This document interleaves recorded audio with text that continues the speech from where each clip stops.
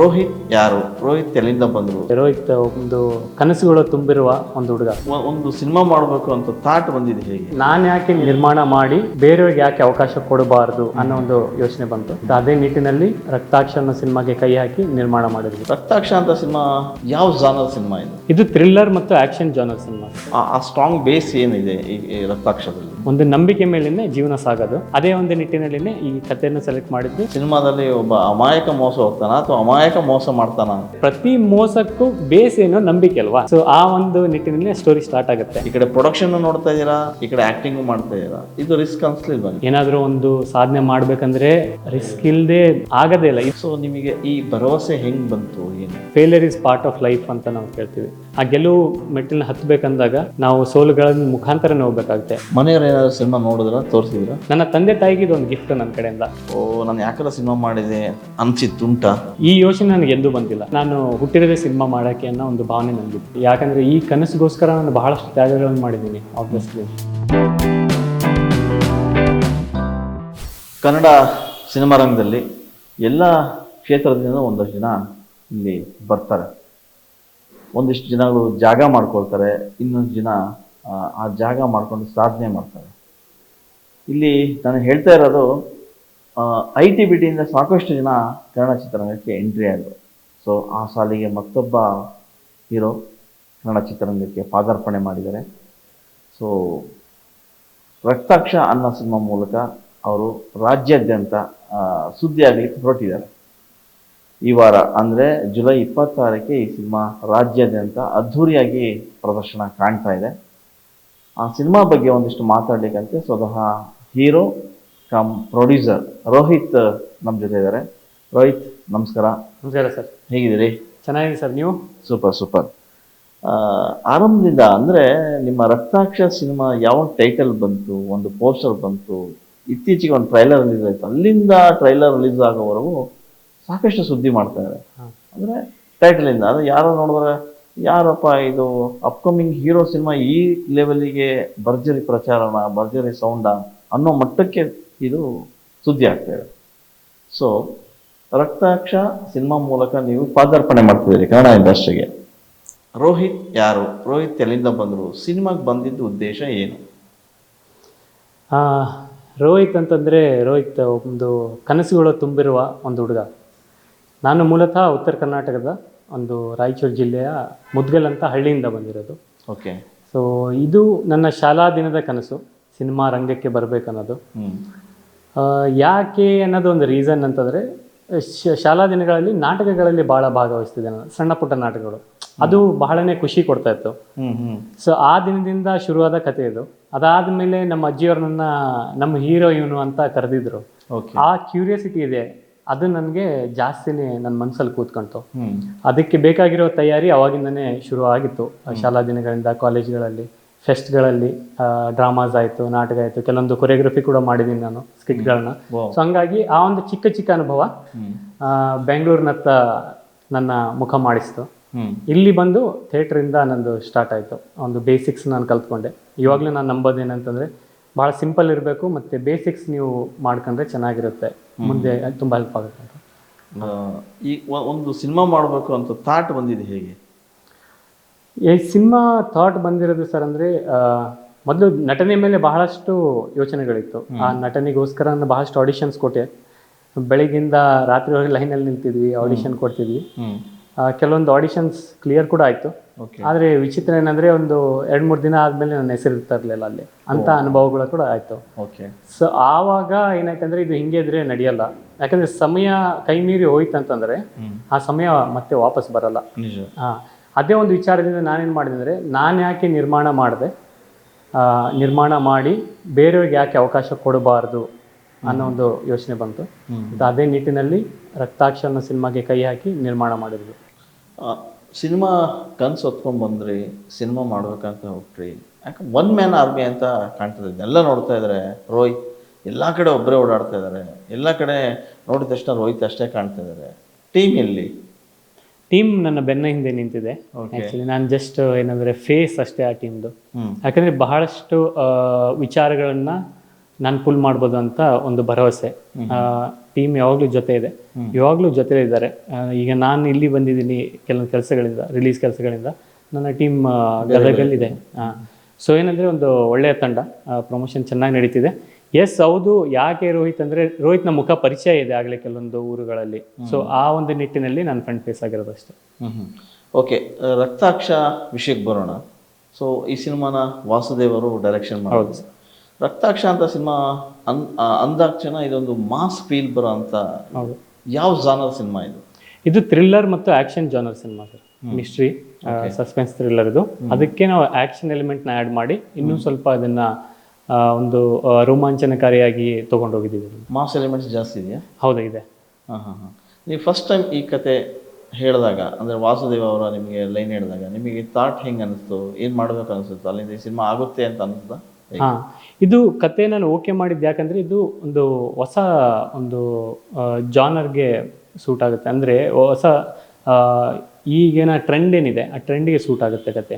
ಇನ್ನೊಂದೇನೆಂದರೆ ನನಗೆ ಒಬ್ಬ ನಟನಾಗಿ ಬಹಳಷ್ಟು ಚಾಲೆಂಜಿಂಗ್ ಆಗಿದೆ ಇದು ಈ ಸಿನಿಮಾದಲ್ಲಿರಲು. ಯಾಕಂದರೆ ಅವ್ನು ಮಲ್ಟಿ ಶೇಡ್ ಪ್ಲೇ ಆಗುತ್ತೆ ಈ ಹುಡುಗಂದು ರೋಲು. ಸೊ ಹಾಗಾಗಿ ನಾನು ಅದನ್ನ ಒಪ್ಕೋಬೇಕಂತಂದೇಳಿ ನನಗೆ ಅನಿಸಿದ್ದು.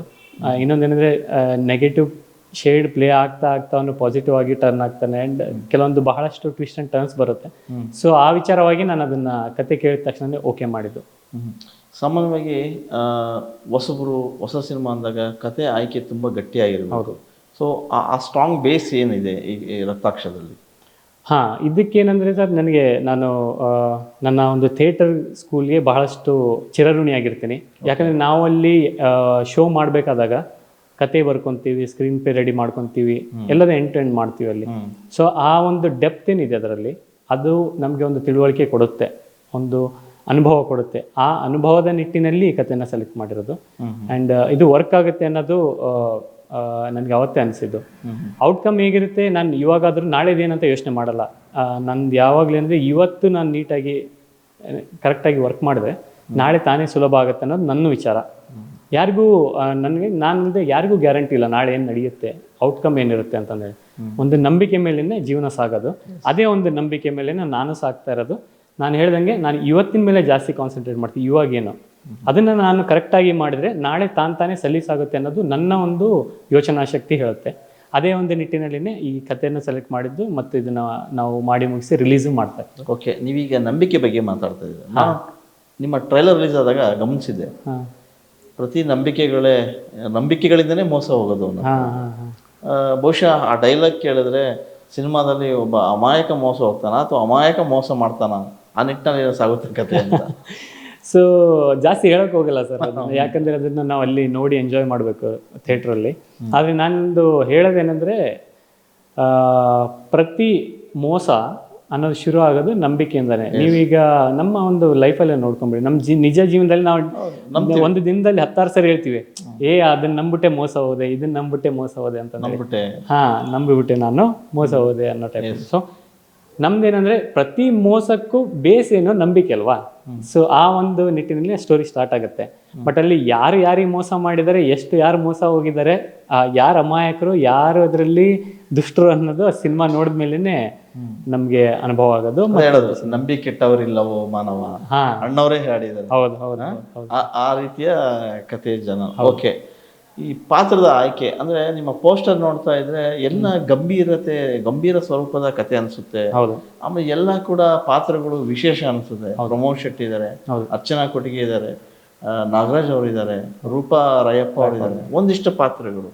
ಸೊ ಕೆಲವು ಬೆರಳೆಣಿಕೆ ಪಾತ್ರಗಳಿದ್ರೂ ಕೂಡ ಇಡೀ ಸಿನಿಮಾನ ಪ್ರತಿನಿಧಿಸ್ತವೆ ಅನ್ಸುತ್ತೆ ಬಹುಶಃ. ಹೌದು, ಇದರಲ್ಲಿ ಬರುವ ಪ್ರತಿಯೊಂದು ಪೋಸ್ಟಲ್ಲಿ ಏನು ಫೇಸಸ್ ನೋಡ್ತಾ ಇದೀವಿ ನಾವು ಮುಖಗಳನ್ನ, ಎಲ್ಲದೂ ಒಂದು ಗಟ್ಟಿ ಪಾತ್ರಗಳೇ. ಮತ್ತು ಆ ಪಾತ್ರ ಅದು ಒಂದೇ ಪಾತ್ರ ಅಲ್ಲ, ಅವು ಮಲ್ಟಿ ಶೇಡಲ್ಲಿ ಪ್ಲೇ ಆಗುತ್ತೆ ಪ್ರತಿಯೊಂದು ಪಾತ್ರವು. ಅದಕ್ಕೆ ಅವು ಬಹುಮುಖ್ಯ ಪಾತ್ರ ಇವೆಲ್ಲವು.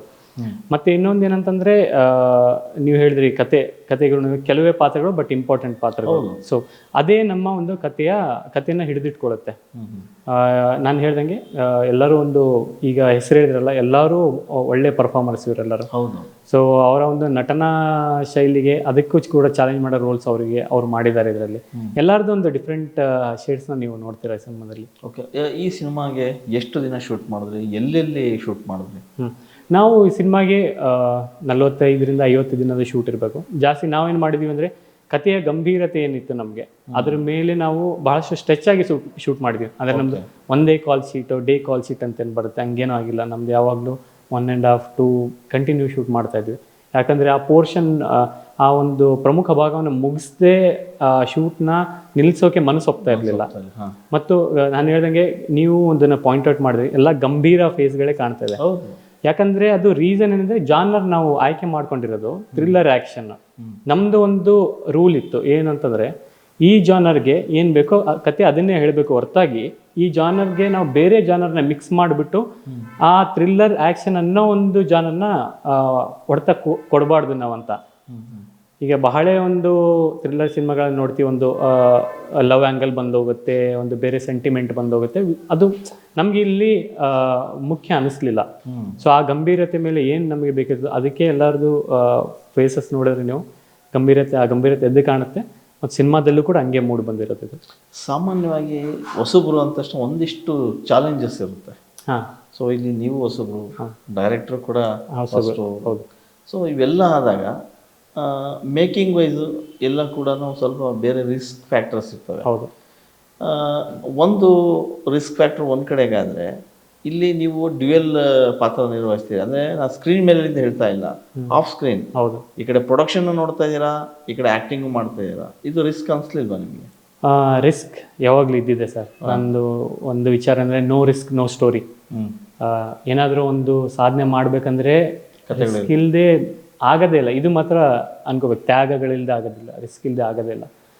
ಇದರಲ್ಲಿ ನಾನು ಹೇಳ್ದಂಗೆ ನಾವು ಈಗ ಹೊಸಬ್ರು ಅಂತಂದೇಳಿ ಪ್ರಾಜೆಕ್ಟ್ ಆಗ್ತಾ ಇರೋದು, ಆದರೆ ತೆರೆ ಹಿಂದೆ ಬಹಳಷ್ಟು ನಮ್ಮ ಒಂದು ಕೆಲಸಗಳಿದೆ, ಅನುಭವ ಇದೆ. ಈಗ ನಮ್ಮ ಡೈರೆಕ್ಟರ್ ತೊಗೊಂಡ್ರೆ ಅವರು ಅಸೋಸಿಯೇಟ್ ಆಗಿ 2-3 ಮೂವಿನ ಡೆಲಿವರ್ ಮಾಡಿದ್ದಾರೆ ಆಗಲೇ. ಸೊ ಆ ಒಂದು ಅನುಭವ ಇದೆ.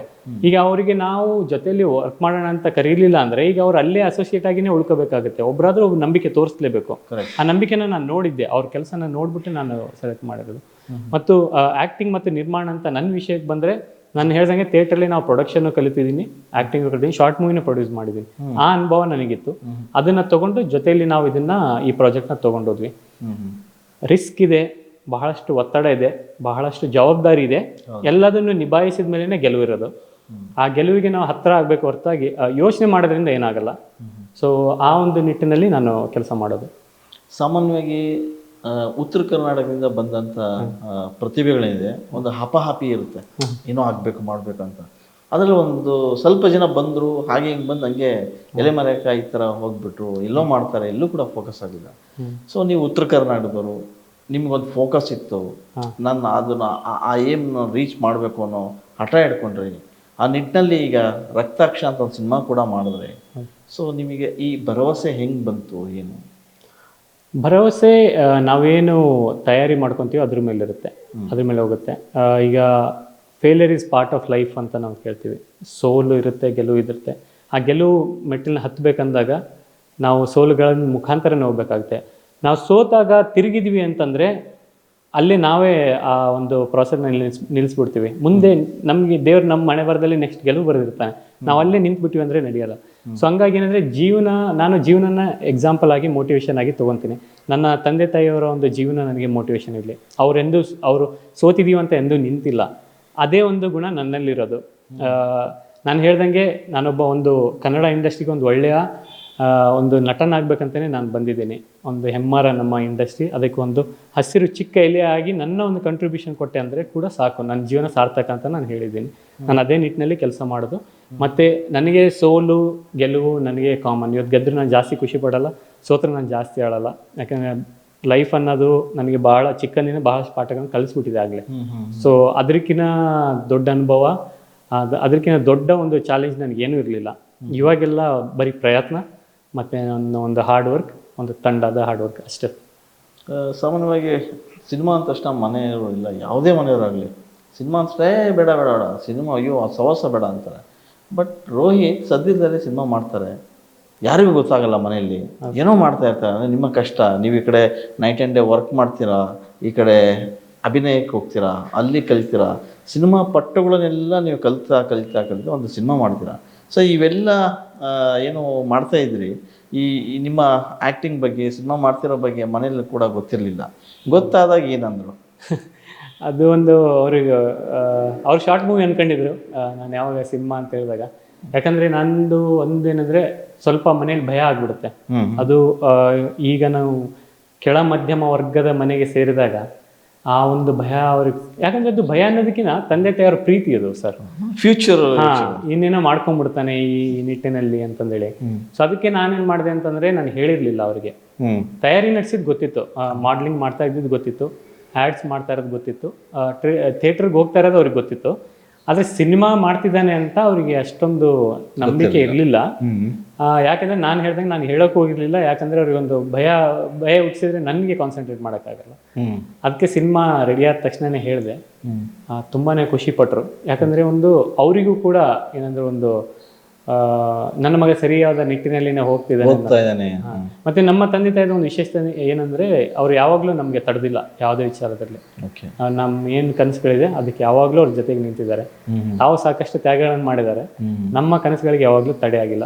ಇವಾಗಾದ್ರೂ ಅವರೇ ನನ್ನ ಸ್ಟ್ರೆಂತ್. ಇವತ್ತಾದ್ರೂ ಅವರು ನನಗೆ ಹೇಳ್ತಾ ಇದ್ರು, 26ಕ್ಕೆ ಏನಾಗುತ್ತೆ ಅನ್ನೋದು ತಲೆಯಿಂದ ತೆಗೆದ್ಬಿಡು, ಬಹಳ ಟೆನ್ಸ್ ಆಗಿದೆ. ಇನ್ನು ಮಾತಾಡ್ಬೇಕಾದ್ರೆ 2-3 ದಿನದಿಂದ ಬಹಳ ಟೆನ್ಸ್ ಆಗಿದೆ ನಾನು.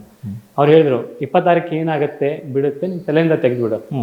ನೀನ್ ಕೆಲಸ ಮಾಡಿದ್ಯಾ, ಬಾಕಿ ಪ್ರೇಕ್ಷಕರು ನಿನಗೆ ಇದು ಸಪೋರ್ಟ್ ಮಾಡ್ತಾರೆ. ಫಸ್ಟ್ ರಿವ್ಯೂ ಅಲ್ಲಿಂದ ಸಿಕ್ಕಿದೆ ನನಗೆ. ಸೊ ನೀನು ಏನೇ ಆದ್ರೂ ನಾವಿದ್ದೀವಿ ಜೊತೆಲಿ, ಭಯ ಪಟ್ಕೋಬೇಡ ಅಂತ ಒಂದೇ ಒಂದು ಮಾತು ಹೇಳಿದ್ರು. ಆವಾಗ ನನಗೆ ಅಳಬೇಕು ಏನ್ ಮಾಡ್ಬೇಕು ಅನ್ನೋದು ಗೊತ್ತಾಗ್ತಿಲ್ಲ. ನಾನು ಎಮೋಷನಲ್ ಆಗಲ್ಲ ಬೇಗ. ಆ ವಿಚಾರಗಳು ಸ್ವಲ್ಪ ಮನಸ್ಸಿಗೆ ಮುಟ್ಟಿತ್ತು. ಇಂಥ ಸಪೋರ್ಟ್ ಇದ್ದಾಗ ಖಂಡಿತ ಚೆನ್ನಾಗಿ ಏನಾದರೂ ಮಾಡ್ಬೇಕಂತ ಛಲ ಬರುತ್ತೆ. ಹೌದು ಅಲ್ವಾ? ಓಕೆ. ಸಿನಿಮಾ ಮಾಡಬೇಕಾದ್ರೆ ಸುಲಭದ ಮಾತಲ್ಲ. ಅಂದರೆ ಒಂದು ಸಣ್ಣ ಕ್ಯಾಮ್ರಾ ಶಾರ್ಟ್ ಮೂವಿ ಮಾಡ್ತೀನಿ ಅಂದರೂ ಅದಕ್ಕೆ ಲ್ಯಾಕ್ ಟುಗೆದರ್ ಬೇಕೇ. ಅಂದರೆ ಫಿಲ್ಮ್ ಮೇಕಿಂಗ್ ಹಂಗಿದೆ ಈಗ. ಯಾಕಂದರೆ ಈಗಿನ ಆಡಿಯನ್ಸ್ ಹೆಂಗಿದ್ದಾನೆ ಅಂತಂದರೆ ತುಂಬ ಜಡ್ಜ್ ಮಾಡ್ತಾನೆ. ಆ ಕತೆ ಫಸ್ಟ್ ಇಲ್ಲಿ ನೋಡಿದ ತಕ್ಷಣ ರಿವ್ಯೂ ಹೇಳ್ತಾನೆ. ಆ ಮಟ್ಟಕ್ಕೆ ಸ್ಟ್ಯಾಂಡರ್ಡ್ ಕ್ವಾಲಿಟಿ ಇರ್ತಕ್ಕಂಥ ಪ್ರೇಕ್ಷಕ ಈಗಿರೋದ್ರಿಂದ. ಹೌದು.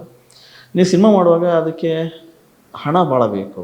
ಅದನ್ನು ಹೊಂದಿಕೆ ಹೆಂಗೆ ಮಾಡಿದ್ರಿ? ಯಾಕಂದರೆ ನೀವು ITBTನಲ್ಲಿ ಕೆಲಸ ಮಾಡಿ ಒಂದಿಷ್ಟು ಸೇವಿಂಗ್ಸ್ ಮಾಡಿ ಬಂದಂಥವ್ರು, ಎಲ್ಲ ಒಂದು ಕಡೆ ಭಯ ಅನ್ಸಲ್ವಾ? ಭಯ ಇದೆ ಸರ್. ಇವಾಗಾದ್ರೂ ನಾನು ಇಲ್ಲಿ ಕೂತಿದ್ದೀನಿ, ಯೋಚನೆಗಳು ಬರ್ತಿದೆ, ಭಯ ಇದೆ. ಇಲ್ಲ ಅಂದ್ರೆ ಅದು ಸುಳ್ಳು ಹೇಳ್ತಿದ್ದೇನೆ ಅಂತ ನಾನು. ಭಯ ಇದೆ, ಕರೆಕ್ಟ್, ಭಯ ಇದೆ. ಹೊಂದಿಸಿದ್ದು ಹಣ ಅಂದ್ರೆ ನಾನು ದುಡ್ಬಿಟ್ಟು ಸಿನಿಮಾ ಮಾಡಿರೋದು. ನನಗೋಸ್ಕರ ನಾನು ಮಾಡ್ಕೊಂಡಿರೋದೇ ಸಿನಿಮಾ. ಸೂಪರ್. ನನಗೋಸ್ಕರ ನಾನು ಏನು ಮಾಡ್ಕೊಂಡಿಲ್ಲ. ಇದೇ ಅಸೆಟ್ ಆಗಬೇಕು.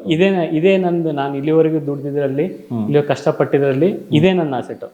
ನಾನು ಏನು ಮಾಡ್ಕೊಂಡಿಲ್ಲ ನನಗೋಸ್ಕರ. ಯಾಕಂದ್ರೆ ನನಗೆ ಮಟೀರಿಯಲಿಸ್ಟಿಕ್ ಲೈಫ್ ಮೇಲೆ ನನಗೆ ಜಾಸ್ತಿ ಆಸಕ್ತಿ ಇಲ್ಲ.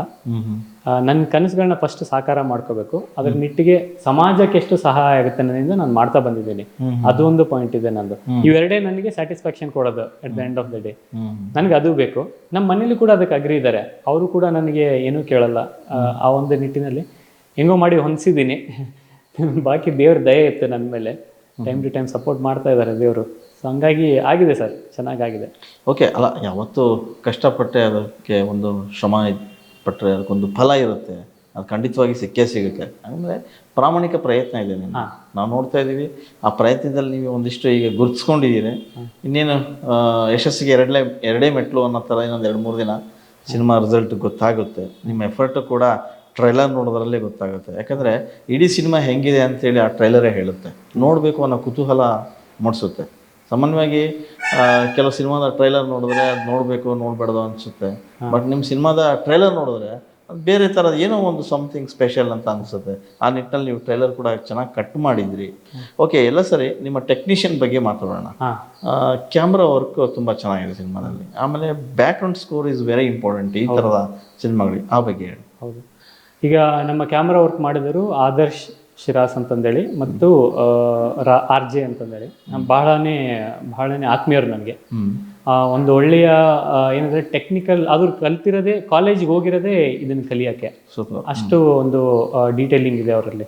ಸೊ ಒಂದು ಒಳ್ಳೆಯ ಕ್ಯಾಮ್ರಾ ವರ್ಕ್ನ ಕಾಣ್ತೀರ. ಈವನ್ ನಮ್ಮೊಂದು ಗ್ರೇಡಿಂಗ್ ಕೂಡ ಅದೇ ನಿಟ್ಟಿನಲ್ಲಿ ನಾವು ಮಾಡಿಸಿರೋದು. ಒಂದು ಆರ್ಥೋಡಾಕ್ಸ್ ಗ್ರೇಡಿಂಗ್ ಏನು ನಾವು ನೋಡ್ತಾ ಇದ್ವಿ ಆ ಟೈಪ್ ಇಲ್ಲ ನಮ್ದು. ಸ್ವಲ್ಪ ವಿಶೇಷತೆ ಇದೆ ಇದರಲ್ಲಿ. ಅದಾದ್ಮೇಲೆ ನಾವು ಮ್ಯೂಸಿಕ್ ಅಂತ ಹೇಳಿದ್ರೆ ಡಾಸ್ ಮೋಡ್ ಅಂತಂದೇಳಿ, ಅವ್ರ ಹೆಸರು ಧೀರೇಂದರ್ ದಾಸ್ ಅಂತಂದೇಳಿ. ಅವರು ನನಗೆ ಮೊದಲನೇ ದಿನ ಮ್ಯೂಸಿಕ್ ಮಾಡಬೇಕಾದ್ರೆ ಹೇಳಿದರು, ಇದು ಇಷ್ಟ ಆಗುತ್ತೆ ಅಥವಾ ಇಷ್ಟ ಆಗಲ್ಲ, ಎರಡರಲ್ಲಿ ಒಂದು. ಅಂದರೆ ಇಷ್ಟ ಆಗಲ್ಲ ಅಂದರೆ ಟಾಪ್ ಅಂದರೆ ಹೋಗುತ್ತೆ 100, ಇಲ್ಲಾಂದರೆ 0 ಅಂತ ಹೇಳಿದ್ರು.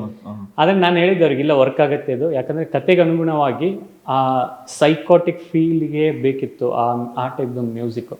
ಸೊ ಅದೇ ನಿಟ್ಟಿನಲ್ಲಿ ಅವರು ಕೂಡ ತುಂಬ ಚೆನ್ನಾಗಿ ಮ್ಯೂಸಿಕ್ ಮಾಡಿದ್ದಾರೆ. ಇದನ್ನ ಥಿಯೇಟ್ರಲ್ಲಿ ಒಂದು ಬೇರೆ ಅನುಭವ ಕೊಡುತ್ತೆ ಅನ್ನೋದು ನನ್ನ ಅನಿಸಿಕೆ ಸರ್.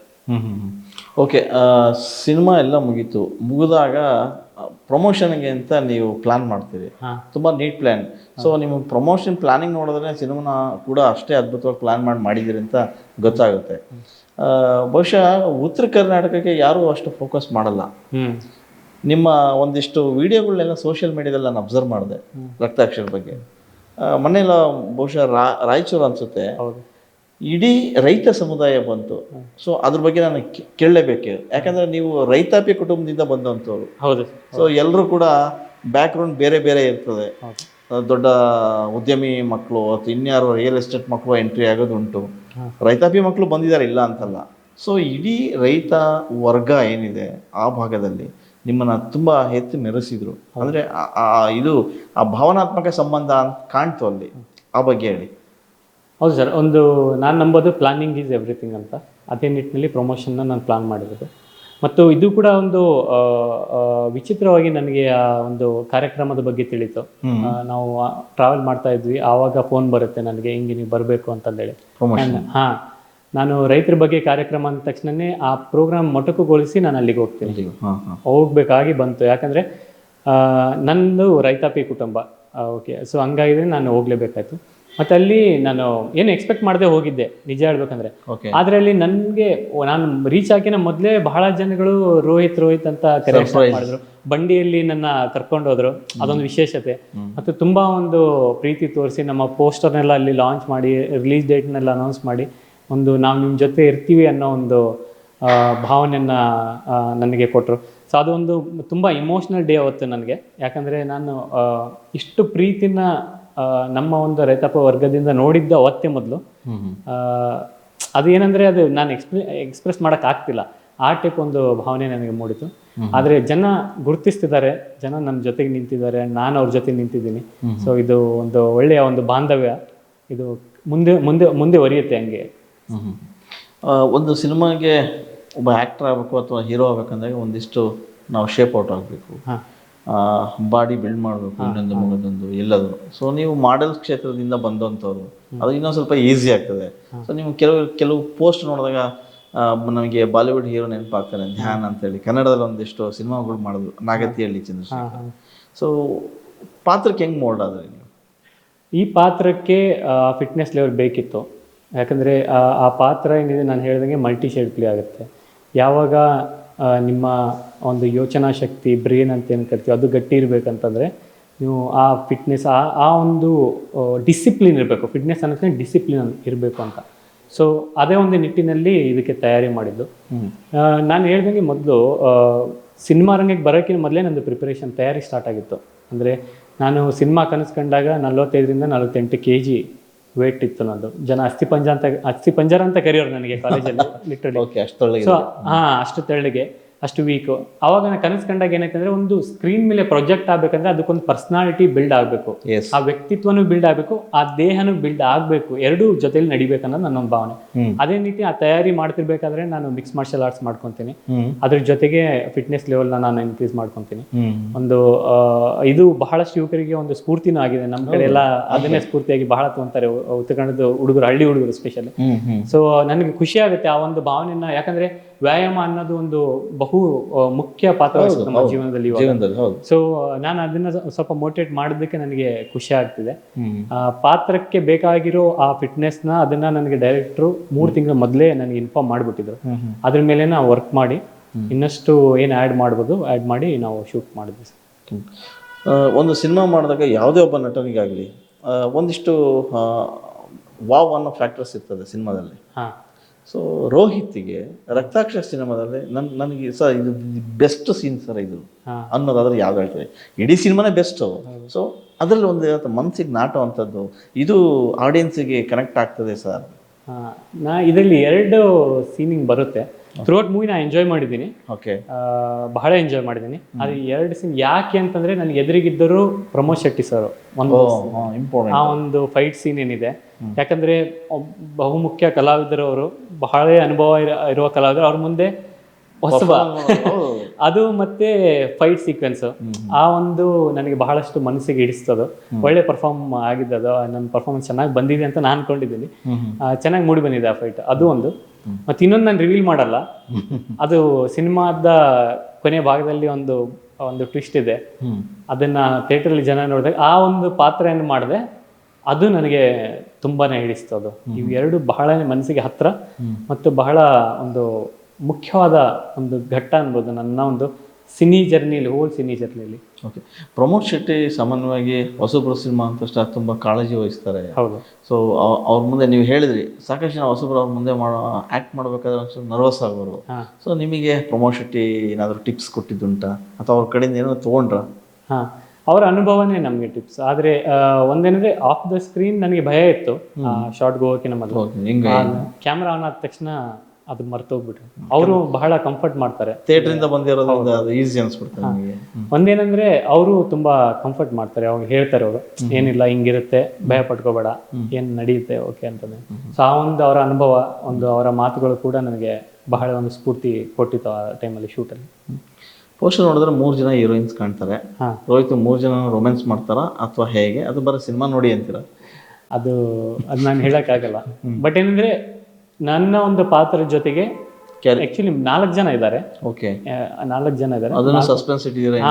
ಅದು ಒಂದು ಟ್ವಿಸ್ಟ್ ಇರೋದ್ರಿಂದ ಅದನ್ನ ಹೇಳಿಲ್ಲ ನಾವಿಲ್ಲಿ. ಓಕೆ. ಟ್ರೇಲರ್ ಅಲ್ಲಿ ಅದು ಪಾತ್ರ ಬಂದು ಹೋಗುತ್ತೆ, ಯಾರು ಸೂಕ್ಷ್ಮವಾಗಿ ಟ್ರೇಲರ್ ನೋಡಿದ್ರೆ ಕಾಣ್ತದೋ, ಇಲ್ಲಾಂದ್ರೆ ಗೊತ್ತಾಗಲ್ಲ. ಅಬ್ಸರ್ವ್ ಮಾಡಬೇಕು, ಆ ಡೀಟೇಲಿಂಗ್ ಇತ್ತು ಅದರಲ್ಲಿ.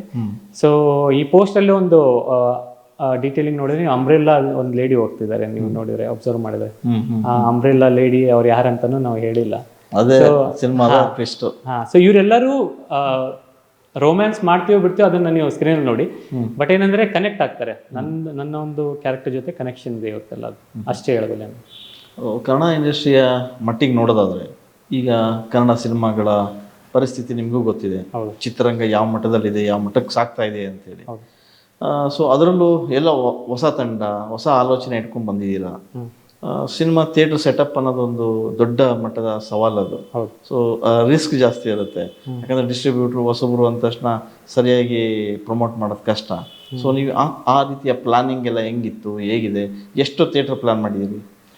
ಇದ್ರ ಮೇಲೆ ಬಹಳನೇ ನಾನು ಸಮಯ ಕಳೆದಿದ್ದೀನಿ, ಬಹಳಷ್ಟು ಜನರ ಜೊತೆ ಮಾತಾಡಿದ್ದೀನಿ. ಯಾಕಂದರೆ ಅನುಭವನೇ ನಮಗೆ ಸಾಥ್ ಕೊಡೋದು. ಯಾಕಂದರೆ ನೀವು ಹೇಳ್ದಂಗೆ ಬಹಳಷ್ಟು ಡಿಸ್ಟ್ರಿಬ್ಯೂಟರ್ಸ್ ಕೂಡ ಇದ್ದಾರೆ. ಅದರಲ್ಲಿ ನಾವು ಇದೊಂದು ಬಹುಮುಖ್ಯ ಕಾಲಘಟ್ಟ ಸಿನಿಮಾದ್ದು, ರಿಲೀಸ್ ಅನ್ನೋದು, ಡಿಸ್ಟ್ರಿಬ್ಯೂಷನ್ ಅನ್ನೋದು. ನಾನು ಬಹಳ ಸಮಯ ತಗೊಂಡು ಬಹಳ ವಿಚಾರಗಳನ್ನ ಮಾಡಿ ನಮ್ಮ ಡಿಸ್ಟ್ರಿಬ್ಯೂಟರ್ ನಾನು ಆಯ್ಕೆ ಮಾಡ್ಕೊಂಡಿದ್ದೀನಿ. ಒಂದು ಅನುಭವದ ಮೇಲೆ, ಅವರ ಒಂದು ಮಾತಿನ ಶೈಲಿ, ಅದ್ರ ಮೇಲೆ.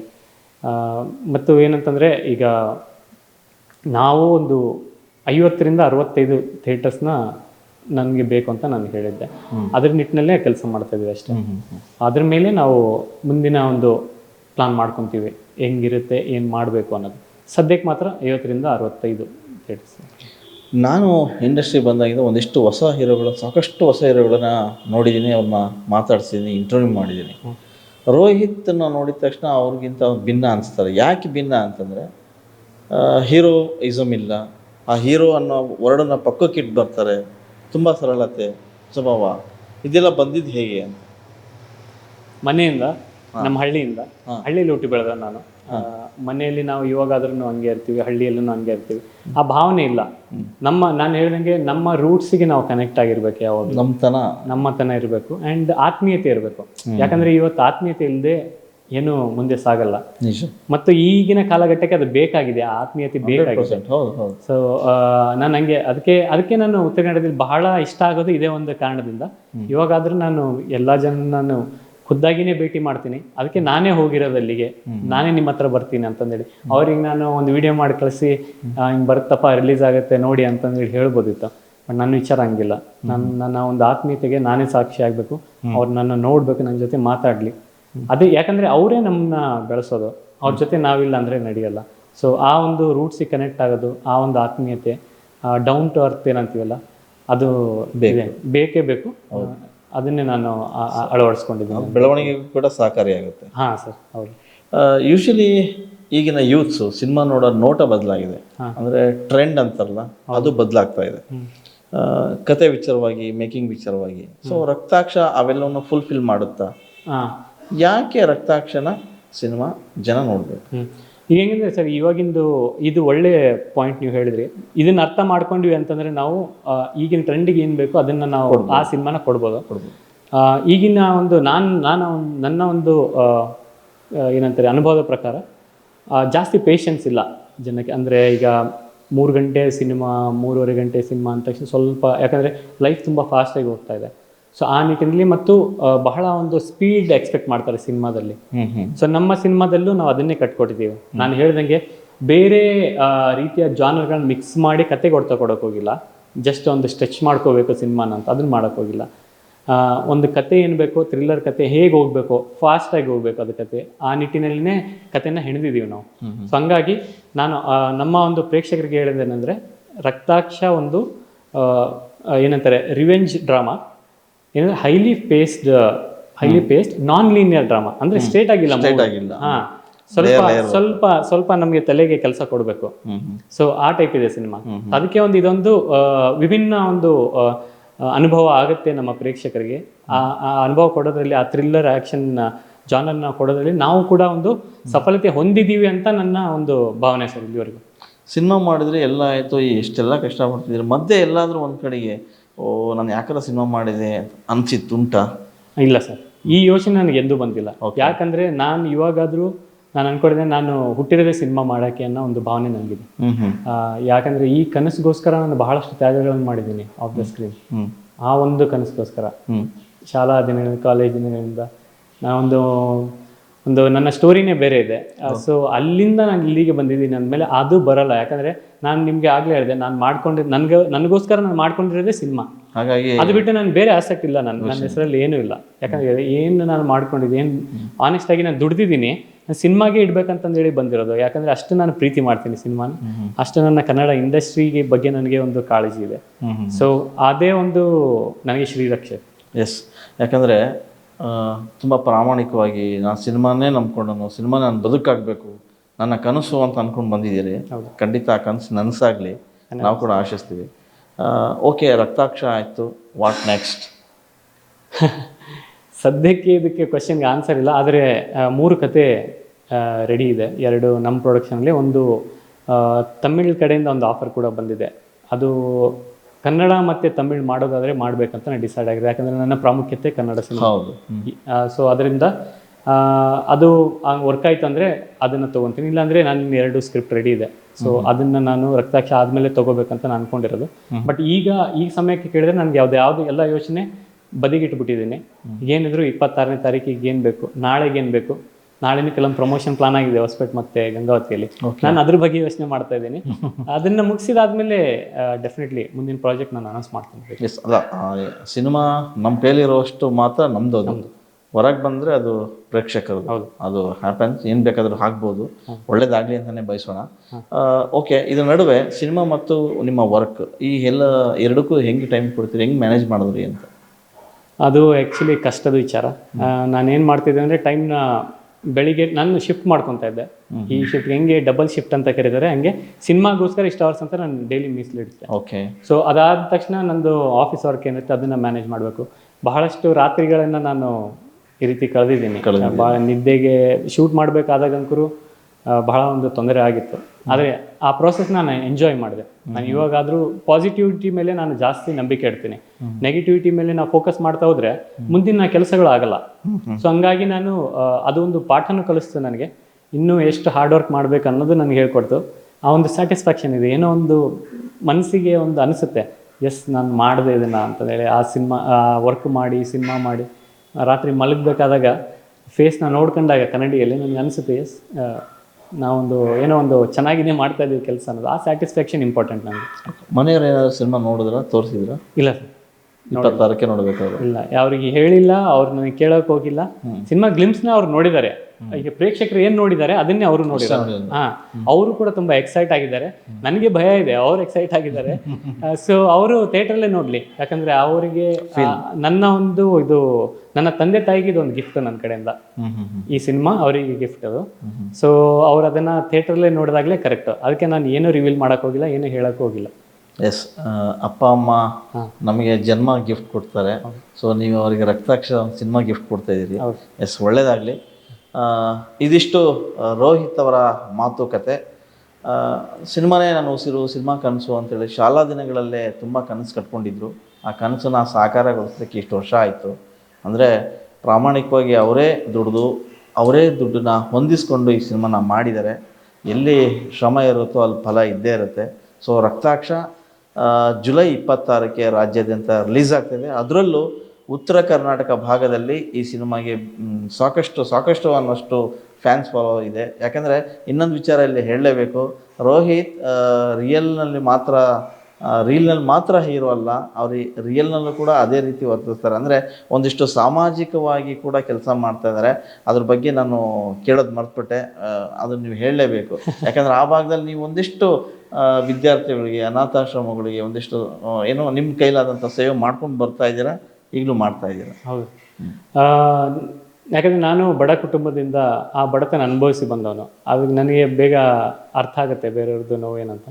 2014ರಿಂದ ನಾನು ಅಸೋಸಿಯೇಟ್ ಆಗಿದ್ದೀನಿ. ಇನ್ನು ಕಾಲೇಜ್ ಡೇಸಿಂದನೇ ಆ್ಯಕ್ಚುಲಿ.